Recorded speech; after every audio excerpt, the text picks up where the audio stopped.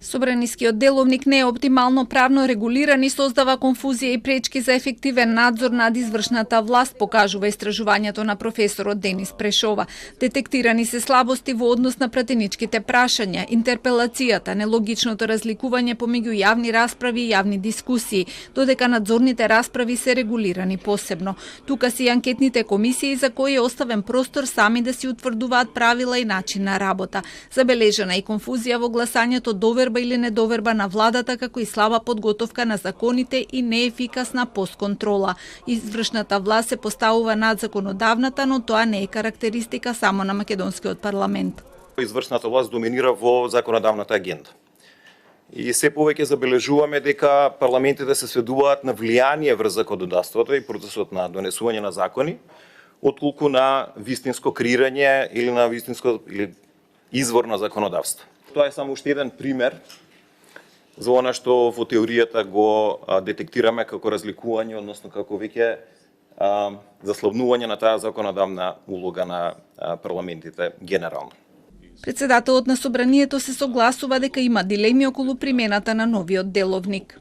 Ние се обидовме да направиме политички консензус и дојдовме до тој политички консензус околу носење на новиот деловник, но заборавивме на два многу битни елементи кои сега во истражувањата ги очигледни се и ни се јавуваат во нашата секојдневна работа.